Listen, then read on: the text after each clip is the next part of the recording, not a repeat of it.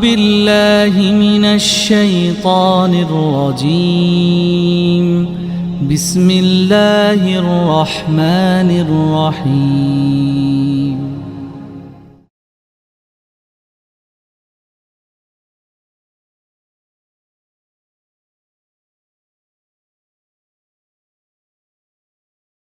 Alhamdulillahilladzi anzala sakinata fi qulubil mu'minin liyazdadu imanan ma'a imanihim. Asyhadu an la ilaha illallah wahdahu la syarikalah wa asyhadu anna Muhammadan abduhu wa rasuluh alladzi la nabiyya ba'da amma ba'd. Yang sama-sama kita hormati, kita muliakan, kita ta'zimi, kita cintai karena Allah, guru kita semua, Al-Ustaz Dudi Muttaqin. Kita doakan mudah-mudahan beliau diberikan kesehatan, umur yang panjang, dipenuhi dengan keberkahan, agar dapat senantiasa menjadi pembimbing bagi kita untuk semakin mendekat pada keridhaan Allah Subhanahu wa Ta'ala. Para masyaikh yang sama-sama kita hormati, para senior citizen, ibu dan bapak sekalian. Tentu malam hari ini kita harus bersyukur kepada Allah Subhanahu wa Ta'ala, karena pada malam hari ini Allah menghimpun kita di aplikasi Zoom Cloud Meeting ini atas inisiasi dari sahabat-sahabat kita di Madani. Dan melalui perjumpaan ini tentu kita berharap dan berdoa mudah-mudahan Allah semakin menyayangi, melindungi, dan memberkahi kita semua. Ikhwatu iman yang saya muliakan, tanpa terasa Ramadan akan segera kita jelang.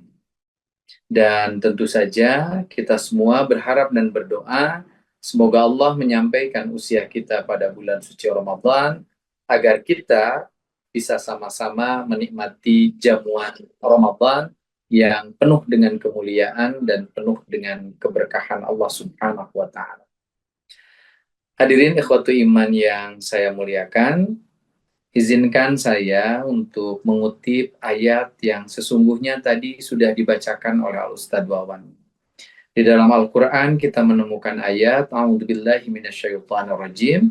Ya ayyuhalladzina amanu kutiba alaikumussyam kama kutiba alal ladzina min qablikum la'allakum tattaqun. Di dalam ayat itu Allah Subhanahu wa Ta'ala menginformasikan kepada kita bahwa kita diwajibkan oleh Allah Subhanahu wa Ta'ala untuk melaksanakan saum sebulan penuh di bulan suci Ramadan, sebagaimana Allah mewajibkan saum kepada umat-umat sebelum kita, agar kemudian kita menjelma menjadi pribadi yang bertakwa kepada Allah Subhanahu wa Ta'ala. Para guru, para masyaikh mengajarkan kepada kita, kenapa Allah mempergunakan variasi kata kutiba. Kenapa Allah tidak mempergunakan variasi kata fardu atau wajib untuk menunjukkan kewajiban kita semua untuk melaksanakan ibadah saum. Allah justru mempergunakan kosakata kutiba yang seakar dan semakna dengan kataba, yang artinya menulis. Para ulama mengajarkan kepada kita, menulis itu adalah kegiatan kreatif yang dilakukan oleh manusia untuk menghubungkan huruf dengan huruf menjadi kata, kata dengan kata menjadi kalimat, kalimat dengan kalimat menjadi paragraf, dan paragraf dengan paragraf menjadi sebuah wacana yang utuh. Ini menunjukkan kepada kita, Ramadan itu tidak boleh berdiri sendiri. Oleh karena itu tadi guru kita menyampaikan dengan sangat baik, bahwa kita nggak boleh menjadi hamba Ramadan, tapi kita harus menjadi hamba Allah Subhanahu wa Ta'ala. Makna kutiba adalah kebaikan di bulan Ramadan harus tersambung kepada kebaikan-kebaikan di luar bulan suci Ramadan. Oleh sebab itu ada syariah yang luar biasa indah. Sebagai contoh, Rasulullah Shallallahu Alaihi Wasallam itu di bulan Sya'ban, ibu dan bapak, itu memperbanyak dan memperhebat ibadah sunnah. Lalu kemudian pasca Ramadan, Allah Subhanahu wa Ta'ala dan Rasulnya itu mensyariahkan ibadah saum di bulan Syawal. Kenapa desainnya seperti itu? Itu tiada lain dan tiada bukan, agar kebaikan-kebaikan itu terus tersambung. Dari Sya'ban, ke Ramadan, ke Syawal, dan juga bulan-bulan berikutnya. Oleh sebab itu, mohon maaf sekali ya. Saya itu Ustaz Dudi, Ustaz Wawan, Dan ikhwatu iman sekalian, saya tuh suka bahagia ya. Lihat story WA, lihat story IG, lihat story Facebook, sahabat-sahabat sekalian. Ih ya Allah, ting adina story nama manis siganu soleh solehah. Tulisannya itu, rindu kami padamu ya Ramadan. Sekian hari lagi Ramadan, sampaikan kami pada bulan Ramadan. Itu teh bagus sekali. Tapi sayang di antara yang sekian banyak itu tiba-tiba pas tanggal 2 Ramadan sudah berganti statusnya. Alhamdulillah 28 hari lagi Lebaran. Jadi memang harus dipastikan ini teh. Kita teh rindu Ramadan atau rindu Lebaran. Tentu tidak ada salahnya kita juga rindu Lebaran. Tapi bukankah pahala yang banyak, lalu kemudian ibadah yang bisa menghapuskan dosa-dosa yang pernah kita lakukan adanya di bulan Ramadan? Oleh karena itu, rindulah pada Ramadan, lalu kemudian pesannya adalah pastikan Ramadan itu, atau spirit Ramadan itu, kebaikan Ramadan itu, tersambung pada bulan-bulan berikutnya. Itulah yang diajarkan oleh Allah dan Rasul-Nya kepada kita. Berikutnya, saya perlu menyampaikan, sebelum masuk ke tema pembicaraan pokok, bahwa nampaknya dari tahun 2026 sampai 2029 akan terjadi perbedaan penanggalan Hijriah. Saya berikan contoh. Untuk tahun ini, sahabat-sahabat kita dari Persyarikatan Muhammadiyah itu akan mengawali Ramadan insya Allah pada tanggal 18 Februari. Lalu kemudian sahabat-sahabat kita dari Persyarikatan Muhammadiyah insya Allah akan berlebaran pada tanggal 20 Maret. Sementara itu, bagi sahabat-sahabat yang kemudian berada dalam naungan Jamiah Nahdlatul Ulama, Persis, Matlaul Anwar, Al-Irsyad, PUI, dan yang lainnya, dan juga kemungkinan besar pemerintah akan mengawali saum pada tanggal 19 Februari dan akan berlebaran pada tanggal 21 Maret.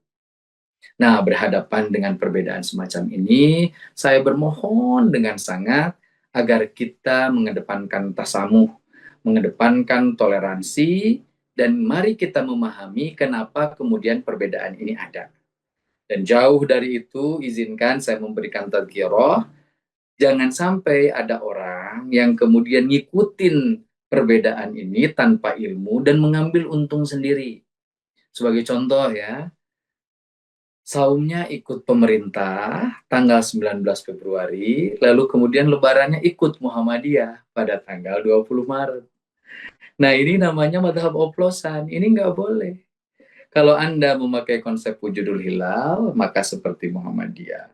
Kalau kemudian memakai konsepsi imkanur ru'yah, maka seperti NU, Persis, dan yang lainnya. Nah oleh karena itu, mari kita belajar untuk kemudian menghadapi perbedaan ini, dengan mengedepankan persatuan, dengan mengedepankan rasa saling menghormati antara yang satu dengan yang lainnya. Ikhwatu iman yang saya muliakan, selanjutnya kita memahami Ramadan ini sebagai bulan yang sangat spesial. Oleh sebab itu, bulan ini memiliki begitu banyak predikat. Dan salah satu predikatnya adalah syahrut tarbiyah. Kalau ada pertanyaan di luar syahrut tarbiyah ada nggak? Ada. Namanya syahrus syam. Ayatnya tadi saya bacakan. Ini adalah satu-satunya bulan dalam penanggalan Hijriah ketika kita semua diminta oleh Allah Subhanahu wa taala, diwajibkan oleh Allah Subhanahu wa taala untuk melaksanakan saum. Apa saum ini? Saum ini dalam bahasa yang paling sederhana adalah al-imsak. Al-imsak itu menahan diri. Oleh sebab itu, mohon maaf sekali ya, meskipun tadi Ustadz Dudi dengan setengah bercanda, lalu kemudian mengatakan bahwa di bulan Ramadan itu biasanya kita berbelanja dengan luar biasa. Gitu. Nah, izinkan saya mengingatkan, tentu hal itu diperkenankan. Tapi yang harus kita ingat, misalkan, karena Ramadan ini al-imsak, maka sebetulnya kita tuh harus semakin pandai menahan diri. Nah kenyataannya Setiap bulan Ramadan tiba, BI itu, Bank Indonesia itu, dan pemerintah itu kelabakan. Karena tingkat inflasi sulit untuk dikendalikan karena ketidakbijaksanaan masyarakat kita untuk berbelanja. Coba ya, di antara kita, kayaknya spending dana kita di bulan Ramadan itu lebih tinggi ketimbang di luar bulan suci Ramadan. Kunaon margi di bulan Ramadan mah saya lihat dalam bahasa Sunda tuh sagala rupite diayak-ayakeun. Padahal sesungguhnya di bulan Ramadan itu kita harus semakin terampil menahan diri kita. Oleh sebab itu izinkan saya menyampaikan, ayo di bulan Ramadan tahun ini kita menjaga hawa nafsu kita untuk berbelanja secara berlebihan, untuk mengeluarkan uang secara berlebihan untuk kepentingan dunia, dan mari kita geser pengeluaran itu untuk kepentingan akhirat kita. Mari kita lipat gandakan zakat, infak, sodakoh, dan wakaf kita untuk kepentingan Islam dan umat Islam, untuk kepentingan sesama manusia. Nah, ikhwatu iman yang saya muliakan. Berikutnya, sebagaimana tema kita pada kesempatan malam hari ini, Ramadan itu syahrut tarbiyah. Artinya Ramadan itu adalah bulan pendidikan. Apa yang kemudian diajarkan oleh bulan Ramadan kepada kita, minimal ada 2 mata pelajaran penting. Yang pertama, syahrus sabr. Di bulan Ramadan ini kita belajar untuk bersabar. Tarbiyatus sabr. Kita belajar bersabar. Ya. Kenapa kita harus bersabar? Karena bukankah di dalam Al-Quran ada kalimat ista'inu bis-sabri was-shalah, innallaha ma'as-sabirin.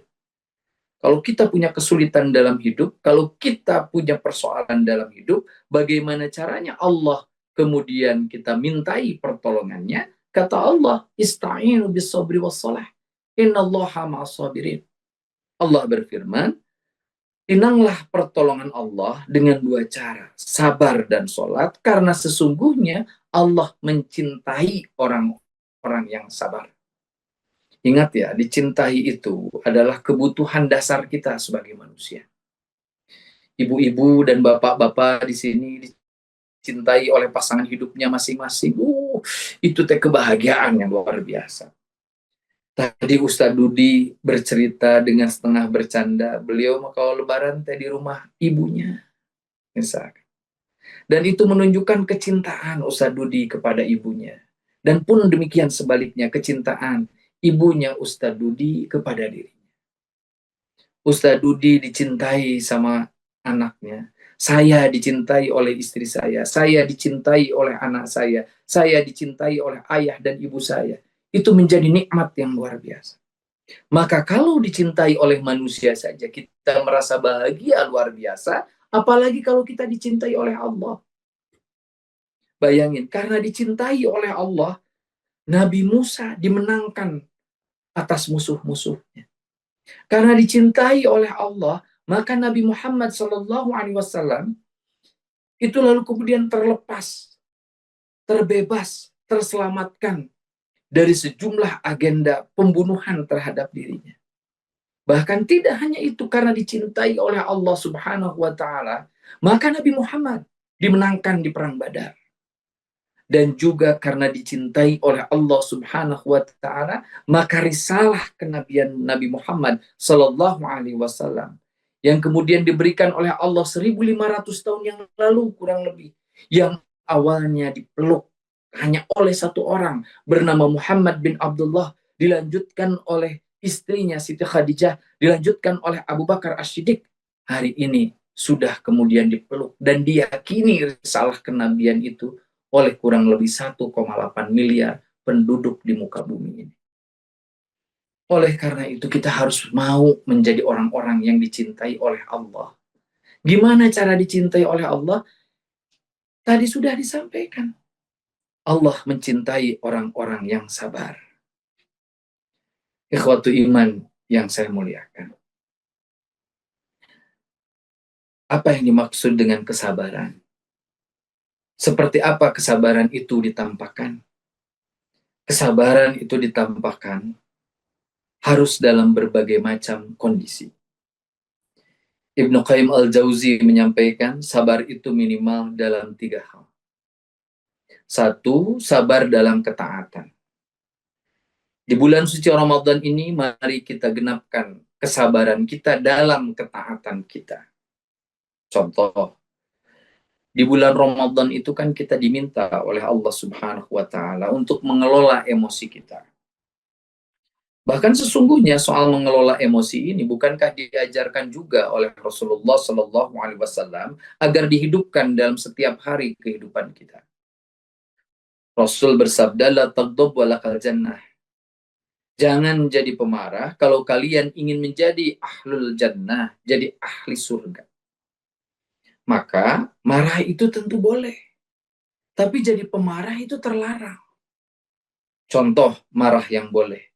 Bukankah Buya Hamka pernah mengatakan, apabila agamamu dihina, nabimu dihina, Tuhanmu dihina, lalu kamu tidak marah, maka gantilah pakaianmu dengan kain kafan.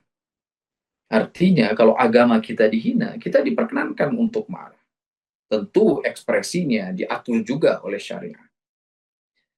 Tapi meskipun kita diberikan ruang untuk marah, pada kasus-kasus tertentu, kita itu nggak boleh jadi pemarah.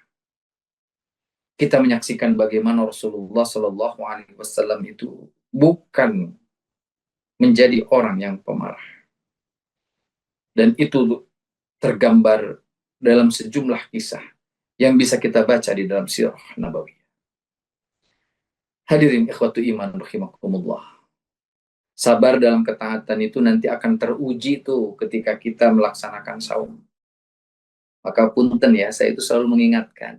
Contoh ya, kalau sekiranya kita lagi saum, berbukanya pukul 6, cik atuh ya, mendekati makanan dan minuman itu cukup pukul 6, kurang 5 detik.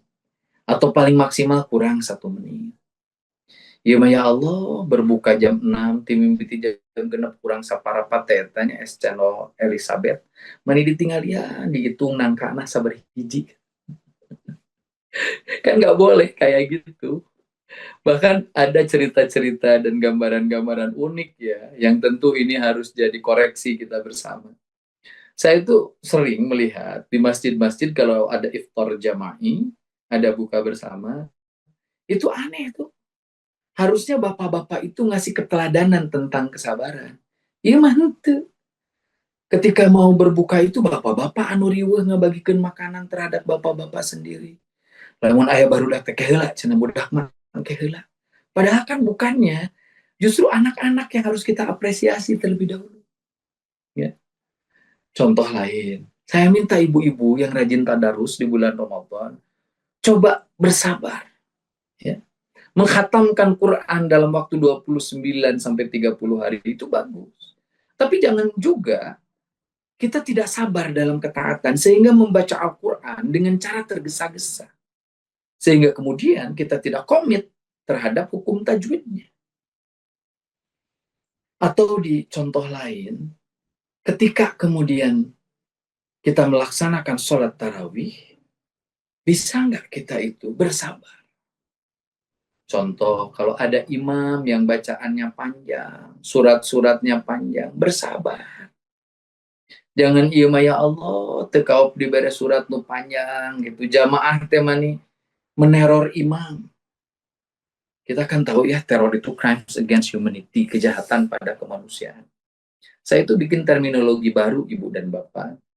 Batuk-batuk di dalam tarawih itu crimes against imam, kejahatan pada imam. Da jujur ya, upami sim kuring janten imam, hek di deheman ti pengkar, dibatuk-batukin gak jelas dari belakang, itu jadi kaur, jadi gak concern.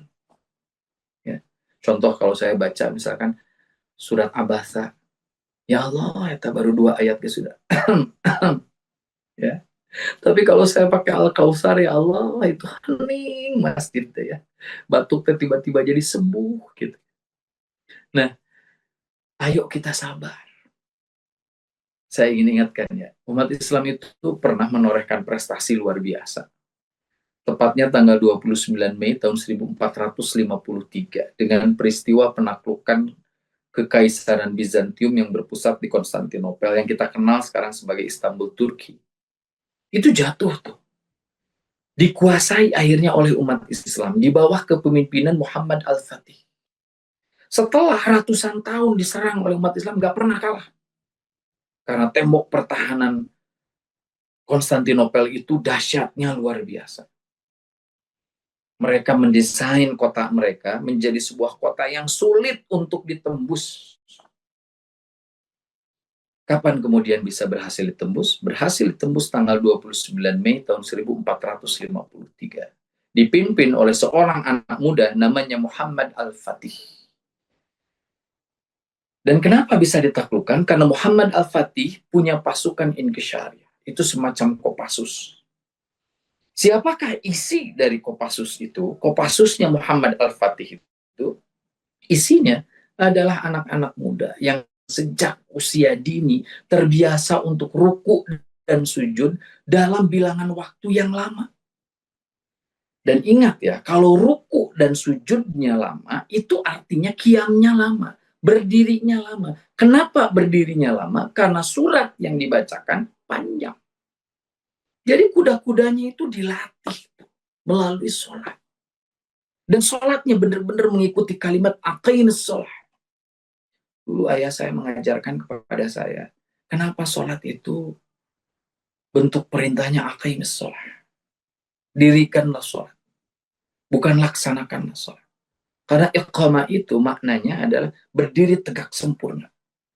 Itu seperti pasukan TNI Polri kalau kemudian melaksanakan upacara detik-detik proklamasi di Istana Negara di hadapan Presiden Republik Indonesia. Kenapa mereka rapi? Karena mereka menghujamkan keyakinan mereka sedang berbaris di hadapan Presiden yang dalam konstitusi kita disebut sebagai panglima tertinggi dari seluruh angkatan perang. Nah, oleh karena itu kalau kita sholat juga, upayakan kayak gitu. Ingat bahwa kita itu berhadapan dengan Allah yang maha tinggi, yang ngasih kita rizki, yang masih membuat jantung kita berdetak, yang masih membuat darah kita berdesir, yang masih membuat kita bisa bernafas dengan sangat baik, yang mengirimkan oksigen gratis untuk kita, yang membuat mata kita masih bisa melihat, yang membuat kulit kita masih bisa merasakan kulit anak kita dan orang tua kita. Kehangatan pelukan bagi keluarga. Oleh karena itu kalau kita sholat ingat hal itu. Dan mudah-mudahan dengan ingat hal itu maka kemudian sholat kita bisa jauh lebih khusyuk. Nah ini sabar dalam ketaatan. Yang kedua, sabar dalam menghadapi kemaksiatan. Kalau kita melihat kemaksiatan itu sabar. Ya, sabar. Dulu Ustaz Dudi, apalagi ayahnya Ustaz Dudi, itu sabar sekali berdakwah. Saya itu yakin. Kenapa sekarang ada kebangkitan Muslim Kota? Pengajian itu sekarang nggak lagi di surau-surau yang remang-remang. Tapi pengajian itu sekarang ada di masjid-masjid kampus, ada di masjid-masjid perkantoran, bahkan ada di kafe-kafe, ada di lobi-lobi. Ya. Nah itu tuh lobi-lobi hotel. Nah itu tuh bukan jasa kita, kita hanya penikmat. Siapa yang berjuang untuk itu? Dulu ada Ustadz Nurdin di Bandung. Dulu ada Ustadz Izzat Mutakin. Dulu ada sejumlah masyayikh kita yang menghidupkan Masjid Salman ITB, Masjid Istiqomah. Dan mereka semualah yang kemudian menjadi salah satu inisiator bagi kebangkitan Muslim Kota. Dan saya hakul yakin ketika mereka berjuang, itu hambatan, tantangan, ancaman, dan gangguannya luar biasa. Tapi mereka bersabar. Maka izinkan saya mengingatkan ya, nanti anak-anak kita itu perlu belajar saum. Terutama mohon maaf sekali ya, bagi pasangan-pasangan muda yang masih punya anak kecil-kecil. Atau mohon maaf bagi para senior citizen di sini yang punya cucu yang masih kecil. Belajar saum itu baik. Tapi jangan sampai belajar saum itu meninggalkan trauma bagi anak-anak kita. Kalau kemudian anak-anak kita ternyata belum kuat yang masih kecil, mereka sudah merasa tidak nyaman, nggak apa-apa, tadarruj saja, bertahap saja. Kita bertahap mengajarkan kebaikan pada anak-anak kita. Atau misalkan nanti sahur kita pukul 3:30, lalu kemudian kita ngelihat anak atau cucu kita masih tertidur lelap. Tentu itu sesuatu yang tidak membuat kita nyaman. Meskipun itu tidak sampai pada kategori kemaksiatan, tapi itu sesuatu yang sama sekali kita harus akui dengan jujur, itu tidak nyaman bagi diri kita. Sabar. Jangan sampai kemudian kita membangunkan anak dengan pukulan, apalagi dengan tendangan. Meskipun niatnya baik untuk bangun agar kemudian mereka melaksanakan sahur untuk saum mereka, tapi tentu itu adalah hal-hal yang membuat efek traumatik bagi anak-anak kita. Bahkan dalam banyak hal saya sering menyampaikan, apabila terjadi kemaksiatan di lingkungan kita, di lingkungan terdekat kita, tentu kita memiliki kewajiban sebagaimana yang digambarkan oleh Islam. Kuntum khairu ummah ukhrijat linnasi ta'muruna bil ma'ruf wa tanhauna 'anil munkar. Kita diwajibkan untuk beramal ma'ruf dan bernahi munkar. Tapi izinkan saya menyampaikan, ayo kita ajak orang lain untuk berbuat baik dengan cara yang baik. Bahkan menolak kemunkaran pun, kemaksiatan pun harus dengan cara yang baik. Ya. Ada orang misalkan di zaman Rasulullah Shallallahu Alaihi Wasallam itu kan ada manusia dari suku Badui. Itu lalu kemudian tiba-tiba masuk ke masjid, lalu kemudian mengencing salah satu tiang masjid. Itu dikisahkan bagaimana Umar marah luar biasa. Tapi Rasul menahan Umar. Kata Rasul, la tatub, jangan marah. Kenapa jangan marah? Karena orang itu tidak tahu bahwa itu dosa. Dia itu melakukan kekeliruan itu karena kebodohannya. Maka kalau ada orang melakukan kemaksiatan karena kebodohannya, yang harus kita lakukan adalah memberikan tarbiyah, memberikan pendidikan kepada orang tersebut agar kemudian dia menjadi pribadi yang jauh lebih baik, sehingga kemudian ia melakukan sesuatu secara beradab. Dan yang ketiga yang disebut dengan sabar adalah sabar dalam menghadapi musibah. Ya, kalau kita diberikan musibah itu sabar. Saya sering menyampaikan kalau kita ditimpa musibah itu ingat aja tuh beberapa ayat dalam Al-Quran. Dan ayat-ayat ini masyhur semua. Sebagai contoh ya, kalau kita diberikan musibah, ingat ayat la yukallifullahu nafsan illa wus'aha laha ma kasabat wa 'alaiha ma kasabat. Allah itu kalau ngasih beban, ada makna misalkan bebannya itu sering dimaknai oleh sejumlah ulama juga, ini dikhususkan pada beban syariah. Kalau kita dikasih beban syariah oleh Allah, kita itu pasti mampu untuk menanggungnya. Makanya kan Allah, bayangin aja, hampir untuk setiap ibadah, syaratnya itu balik dan berakal. Nah, di sisi lain, ada juga ulama yang menyampaikan bahwa la yukallifullahu nafsan illa wus'aha. Itu, Allah itu kalau ngasih beban kehidupan pun bagi kita, Allah itu udah ngukur kemampuan kita itu. Kan takdir itu banyak, atau ada ulama yang mengatakan takdir itu ya kadar. Kadar itu ya ukuran. Ya. Ukuran itu maknanya adalah Allah kalau ngasih takdir sama kita, Allah tuh udah ngukur bahwa kemampuan kita untuk menanggung beban itu pasti sudah disesuaikan sama Allah. Allah itu nggak mungkin ngasih ujian di luar kemampuan kita. Itu yang pertama, kalau kita dikasih musibah. Sabarnya itu dengan cara ingat ayat itu. Yang kedua, misalkan ada kalimat fa inna ma'al usri yusra, inna ma'al usri yusra. Ada repetisi itu sampai diulang 2 kali. Artinya apa? Di dalam kesulitan itu ada kemudahan. Kan mohon maaf ya, saya termasuk orang yang memaknai fa inna ma'al usri yusra, inna ma'al usri yusra itu bukan selepas kesulitan ada kemudahan. Tapi di dalam kesulitan itu ada kemudahan. Sebagai contoh ya, saya nggak ngerti kenapa sih nagreg itu selalu disebut tanyakan. Padahal pamit di Bandung, kalau dari Bandung ke arah Tasik, ke arah Garut itu pudunan. Nagreg itu ya tanyakan, ya pudunan. Tapi kenapa selalu dibilang tanyakan? Saya lihat memang secara sosiolinguistik atau mohon maaf, psikolinguistik, orang itu kalau berhadapan dengan sesuatu itu Secara psikologis kadang selalu ingat itu repotnya gitu. Saya kasih contoh ya. Kalau Allah menakdirkan kita sakit, itu kesulitan. Tapi bukankah Allah dan Rasulnya mengajarkan kepada kita, barang siapa yang kemudian diberikan penyakit, lalu kemudian ia bersabar atas penyakitnya itu, sabar itu bukan diem, termasuk dia mencari kesembuhan, cari dokter terbaik, cari alat medis terbaik, cari obat terbaik, cari rumah sakit terbaik, tapi dia melakukan itu dengan sabar. Maka apa yang Allah janjikan? Allah janjikan maka dosa-dosanya akan berguguran. Seperti daun-daun kering berguguran dari tangkai-tangkai pohon. Di balik kesulitan ada kemudahan. Atau bersama dengan kesulitan ada kemudahan. Contoh lain. Saya sering nanya tuh, sedudi ke jamaah-jamaah. Mana sujud yang lebih khusyuk? Lagi banyak uang atau lagi banyak utang? Itu secara umum jawabannya lagi banyak utang. Jadi upami hutang nuju seueur sujud teh ya Allah mani khusyuk gitu. Tapi kalau lagi banyak uang kadang orang lupa sama Allah. Oleh karena itu banyak hutang atau mohon maaf sekali ya keterbatasan rezeki, yes, itu tuh kesulitan. Tapi di dalam kesulitan itu ada kemudahan. Mudahnya apa? Kita mudah berdua-duaan dengan Allah. Kita mudah mencucurkan air mata. Kita mudah beribadah dengan jauh lebih khusyuk.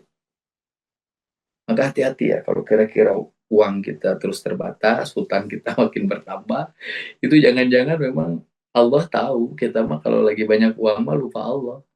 Jadi kalau Allah tebakat kudede, nggak sesuai, sama dibari hutang we. Kami deket ke Allah. Nah ini juga harus hati-hati. Ya.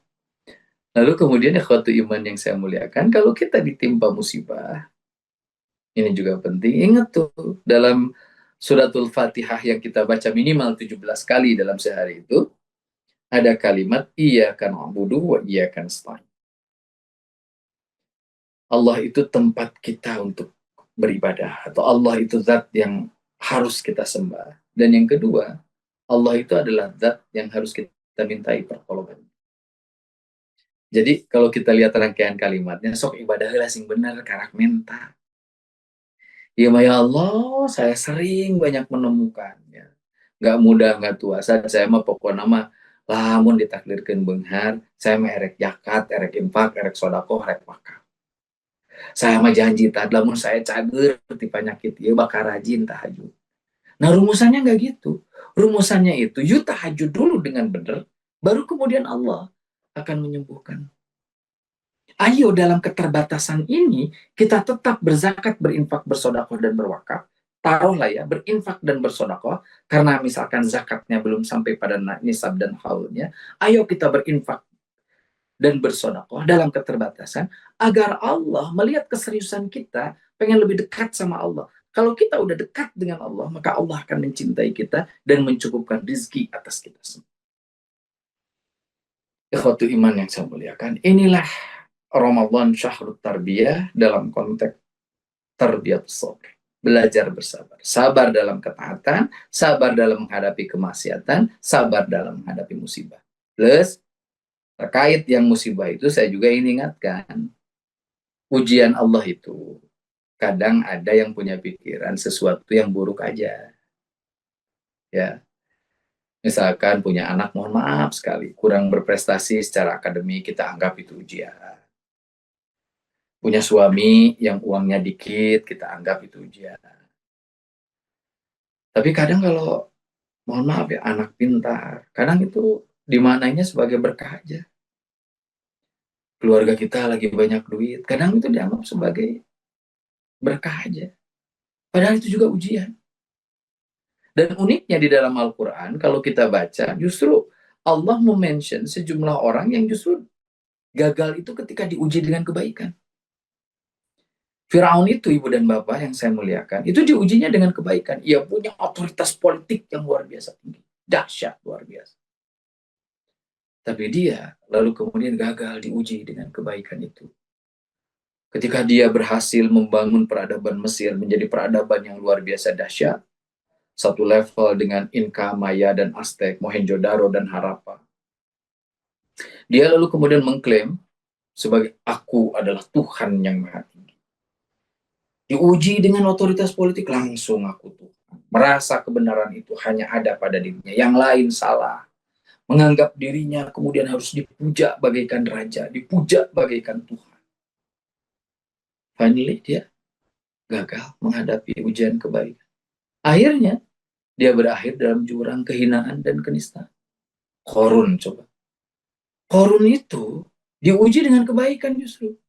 Korun itu banyak uangnya, banyak hartanya. Tapi hartanya tidak digunakan untuk kebaikan. Misalkan kita mengenal kalimat khudh min amwalihim shadaqatan tutahhiruhum wa tuzakkihim biha.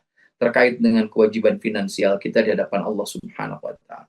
Korun tong borok mayar zakat infak sedekah jeung wakaf. Justru hartanya itu digunakan justru untuk berbuat maksiat kepada Allah. Oleh karena itu hati-hati. Kadang kita itu kalau diberikan ujian keburukan, warningnya itu terasa.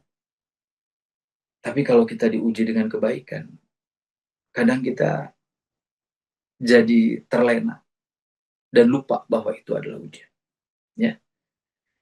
Ikhwati iman yang saya muliakan, berikutnya selain tarbiyatus sabr, itu ada tarbiyatus syukur. Kita belajar bersyukur.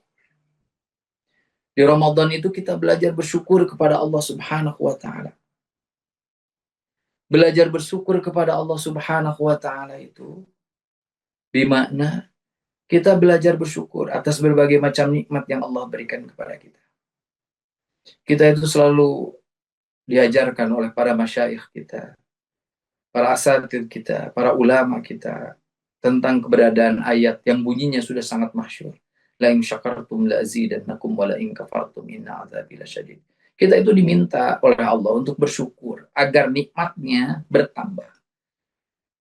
Dan Allah itu memberikan semacam tazkirah. Kalau kalian nggak bersyukur, maka kemudian nikmatnya jadi menguap.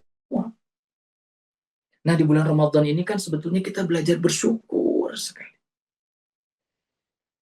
Contoh ya, kita belajar bersyukur dari kejadian saum itu dengan sebuah fakta bahwa geningan sepiring nasi di pagi hari dan sepiring nasi di sore hari itu cukup membuat tubuh kita kuat untuk ruku dan sujud kepada Allah. Jadi kalau ada kalimat dalam Al-Quran itu wal ma khalaqtul jinna wal insya illa liya'budun, tugas kita di dunia ini adalah ibadah, dan kalau ibadah itu secara spesifik dimaknai sebagai sholat, maka ternyata ya Allah, ternyata sepiring nasi di pagi hari dan sepiring nasi di sore hari itu cukup membuat saya bisa ruku dan sujud kepadamu. Dan kalaulah kehidupan itu hanya diisi dengan sholat, wajibnya itu adalah sholat, dan dari subuh ke zuhur, dari zuhur ke asar itu hanyalah proses kita menambah amal soleh untuk menunggu waktu sholat yang lainnya, maka sungguh sepiring nasi di pagi hari dan sore hari itu cukup untuk membuat kita staying alive, membuat kita tetap hidup, dan memberikan penghambaan kita kepada Allah Subhanahu wa taala dengan baik, dan memberikan kebermaknaan bagi kita, bagi sesama kita, di lingkungan kita dengan jauh lebih baik. Jadi kalau kira-kira sepiring nasi di pagi dan sore hari itu cukup untuk membuat kita ibadah, maka pertanyaannya, untuk apa ya kira-kira ada orang-orang tepikeun dina bahasa Sunda nama dug hulu pet nyawa. Suku dijadikan hulu dijadikan suku, pikeun neangan dunia. Untuk apa? Ya tentu kita nggak bisa denial ya. Kita itu diberikan rasa suka pada dunia, pada lawan jenis. Zuina linnas syahwat minan nisa.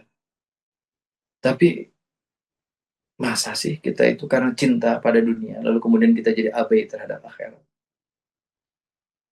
Ramadan mengajarkan kita bersyukur. Ya. Dan mari kita belajar bersyukur untuk sesuatu hal, atau untuk beberapa hal yang kemudian elementer, sangat mendasar, yang kadang kita lupa. Contoh ya, kan kita itu diberikan 4 hadiah oleh Allah yang harusnya kita syukur. 1, hidayatul wijdan. Kita diberikan kemampuan bertahan hidup oleh Allah Subhanahu wa taala. Bahkan sejak kecil. Ketika di rahim, kita dilindungi oleh rahim ibunda kita. rahim menjadi tempat paling aman dan nyaman bagi kita. Di sini banyak guru-guru kita yang mendalami ilmu kedokteran. Saya melihat rahim itu jadi tempat yang luar biasa aman dan nyaman bagi kita. Ketika terlahir, kita nggak bisa tuh bicara. Gimana caranya? Kemudian agar kita bisa meminta sesuatu pada orang tua kita. Atau kalau dibalik, gimana caranya kita mengetahui anak kita itu membutuhkan sesuatu dari kita. Padahal anak kita nggak bisa bicara. Anak kita lalu kemudian menangis. Ya. Saya pernah datang tuh, mohon maaf sekali ya. Waktu anak pertama itu saya sering datang tuh ke dokter itu nanya banyak hal. Ya. Sampai saya tanya pada hal yang paling teknis, dok, punten, gitu. Pun anaknya pakai diapers. Ini gantinya berapa jam sekali? Itu kata dokter tuh unik-unik. Saat sing rajin dicek. Persekian jam silahkan dicek. Gitu. Tapi dalam prakteknya mohon maaf sekali. Kadang banyak orang tua, termasuk saya lah ya, saya akui. Itu baru mengganti diapers itu ketika anak nangis. Karena anak nggak nyaman dengan diri. Itu pengalaman anak pertama. Anak kedua, ketiga lebih profesional. Tidak nunggu nangis. Atau misalkan, kalau anak kita merasa kelaparan, pengen nyusu, pengen disusui, kan dia nangis. Nangis itu adalah hidayatul wijdan. Kemampuan bertahan hidup yang Allah berikan pada diri kita. Plus, ingat, Allah memberikan hidayatul wijdan ini tidak hanya untuk manusia, tapi makhluk hidup yang lainnya. Makanya dulu, dengan setengah bercanda, guru saya di Tasik itu sering bilang gini, Tan, sing ingatnya, Tan ingat ya, seekor burung yang terbang di pagi hari dalam keadaan perut yang kosong, maka niscaya dia akan kembali ke tempatnya semula di sore hari dalam keadaan perut yang terisi. Jadi lamun saku dengan saukur. Jadi kalau hanya sekedar mencari makan untuk perutmu, untuk kebutuhan biologismu, lalu kemudian kamu melupakan sholat duhur dan asar, maka kamu cek bahasa Sunda masih kejelma burung kayak orang gila. Karena kamu tidak menjalankan syariat. Kalau hanya sekedar cari makan, bukankah burung juga diberikan privilege oleh Allah untuk mendapatkan rezeki? Makanya kan Buya Hamka ada quotes-nya yang ternama ya. Kalau hanya sekedar hidup, bukankah babi di hutan pun hidup? Tapi tentu ini harus disyukuri. Allah memberikan kita kemampuan bertahan hidup. Yang kedua, itu yang disebut dengan hidayatul khawas. Allah memberikan kemampuan kita, kemampuan untuk mengindra. Bisa melihat, bisa merasa, bisa mencium, bisa meraba. Ini adalah kenikmatan yang luar biasa yang Allah berikan kepada kita. Yang ketiga, hidayatul aql. Allah memberikan kepada kita kemampuan untuk menalar sesuatu. Maka saya minta di bulan Ramadan, kita semua, ayo kita gunakan akal kita untuk melakukan banyak kebaikan. Kita menghafal Quran. Kalau nggak kuat menghafal, kita membaca Quran. Ayo kita kembalikan Quran pada fungsi yang sesungguhnya. Syahrul Ramadan alladzi unzila fil Quran hudal linnasi wa bayyinati minal huda wal furqan. Kembalikan Al-Quran pada fungsinya, hudan, bayan, dan furqan, petunjuk, penjelas, dan pembeda. Agar akal kita jadi sehat. Ya. Lalu kemudian yang terakhir itu adalah hidayatul din. Hidayah beragama. Kalau kemudian kita diberikan kemampuan oleh Allah Subhanahu wa Ta'ala saat ini untuk sholat, untuk melaksanakan rukun Islam dengan baik, maka kita harus bersyukur. Ya Allah, terima kasih. Saya sudah diberikan hidayah beragama. Padahal kita itu kan dari Rasul itu jauh. Satu jauh secara usia. Islam itu hadir taruhlah 1.500 tahun yang lalu. Arab itu jaraknya dari kita kurang lebih 8.000 km. Tapi yang dahsyat, barusan kita melaksanakan sholat isya. Dari mulai takbir sampai salamnya sama. Karena kita membaca dalil bunyinya sallu kama ra'aitumuni usolli. Bukankah itu nikmat? Bukankah itu harus kita syukur? Oleh karena itu, sekali lagi, Ramadan itu mengajarkan kita dua hal dalam konteks sahrut tarbiyah. Satu, tarbiyatus syukur. Yang kedua, tarbiyat sabr. Sebagai penutup, goals dari saum ini adalah la'allakum tattaqun. Jadi kalau kita belajarnya sungguh-sungguh tuh, mentarbiah diri kita sungguh-sungguh, maka nanti kita akan jadi orang bertakwa. Yang cirinya, saya bacakan sebagian saja. Alladzina yunfikuna fis sarai wad dhara wal kadhiminal ghaidha wal afina 'anil nas. Satu, beres Ramadan ini kita jadi jauh lebih dermawan. Karena kan kita ditarbiyah, ya Allah, saya teh dididik gening, lapar dan haus teh merepotkan saya. Oleh karena itu, ya Allah, saya tidak akan mengizinkan diri saya untuk membiarkan sahabat-sahabat saya yang tidak punya akses pada air bersih dan makanan bergizi. Sehingga kita bikin program MBG untuk anak-anak di Gaza, Palestina. Atau kita bikin program MBG dalam bahasa kita sekarang, itu untuk anak-anak yang tidak seberuntung kita. Ya. Jangan dikira ya, bagi kita minuman segelas teh itu teh, kadang lupa kita syukur. Tapi ketika saya dan sahabat-sahabat lembaga zakat itu bikin sejumlah sumur air bersih di Gaza, ya Allah, pas keluar airnya itu, Masya Allah, itu anak-anak tuh ngambil air langsung diminum tanpa dimasak, tanpa nikmatnya luar biasa. Maka alladzina yunfikuna fis sarai wad dhara.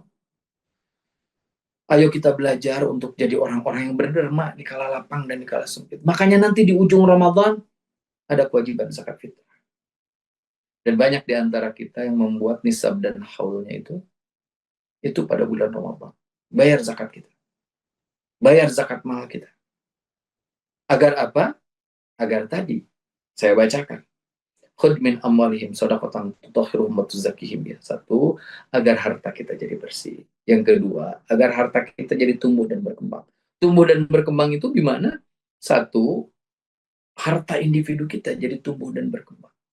Karena dibelanjakan di jalan Allah, maka kemudian insya Allah Allah akan menggantinya dengan pahala yang berlipat ganda.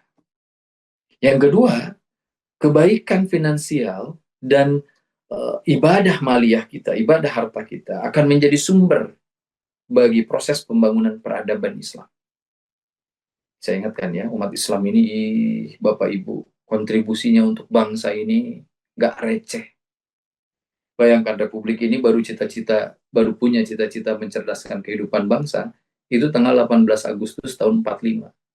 Kan konstitusi kita dibuat di situ. Dan salah satu paragrafnya bercerita tentang mencerdaskan kehidupan bangsa. Lalu di mana umat Islam mencerdaskan kehidupan bangsa kapan? Ini yang tercatat aja ya, yang saya ingat. Pondok Pesantren Tebu Ireng yang didirikan oleh Kiai Haji Hashim Asy'ari, kakeknya Gus Dur, itu berdiri tahun 1899, 46 tahun sebelum Republik Merdeka. Madrasah Diniyah wal Ibtidaiyah yang didirikan oleh Kiai Haji Ahmad Dahlan di Yogyakarta, itu tahun 1911. Pondok Pesantren Persis nomor 1 Pajagalan di Jalan Pajagalan nomor 14 Bandung, itu didirikan oleh Pak Muhammad Nasir. Lalu kemudian di dalamnya juga ada Hasan. Itu pada tahun 1936. Itu artinya 9 tahun sebelum Republik ini merdeka. Kenapa para pedi sepuh kita itu bisa memberikan kontribusi terbaiknya? Karena di belakang mereka, bahkan diri mereka sendiri adalah para agniya yang membelanjakan hartanya di jalan. Yang kedua, kalau saumnya sukses, lewat tarbiyah yang panjang itu wal-kadhiminal ghaidha. Mereka jadi orang-orang yang mampu mengendalikan emosi dengan baik. Dan yang ketiga, wal-afina 'anil nas. Jadi orang-orang yang pemaaf. Ya. Nah, izinkan saya di kalimat atau di penutup ini saya ingin sampaikan aja lah sebuah analogi sederhana. Ibu bapak, kalau kita punya piring kotor di rumah, saya sering nanya, pilihannya apa? Kalau kita ngelihat piring kotor di rumah, hiji dibantingkan, dibalangkan, dipicen. Yang kedua, dicuci, setelah dicuci dipakai lagi. Maka pilihannya tentu dicuci dan dipakai lagi. Itu sama piring. Coba sekarang sama suami, sama istri, sama anak, sama teman. Kalau mereka melakukan kekeliruan, kan itu kayak piring yang jadi kotor. Dibalangkan atau dibersihkan? Kan dibersihkan. Kalau ada sahabat melakukan kekeliruan menyakiti kita, maka mari temani dirinya untuk melakukan perbaikan. Dan dilanjutkan persahabatannya. Begitu juga di keluarga kan. Kalau ada suami melakukan kekeliruan, jadi ikhtiari untuk dimaafkan. Ditemani jalan perbaikannya. Agar kemudian keluarga kita menjadi sakinah mawaddah warahmah. Pun demikian dengan relasi kita dengan anak. Ikhwatu iman yang saya muliakan, majelis virtual Madani yang sama-sama berharap ridho serta pertolongan Allah Subhanahu wa taala. Saya kira itu yang bisa disampaikan pada kesempatan malam hari ini. Tentu banyak kurang, kekhilafan dan kesalahannya. Saya mohon maaf yang sebesar-besarnya dan mudah-mudahan Allah Subhanahu wa taala senantiasa merahmati kita dan kita berdoa mudah-mudahan usia kita disampaikan oleh Allah Subhanahu wa taala kepada bulan suci Ramadan, bulan yang penuh dengan rahmat dan ampunan Allah Subhanahu wa taala. Barakallahu fikum. Assalamualaikum warahmatullahi wabarakatuh.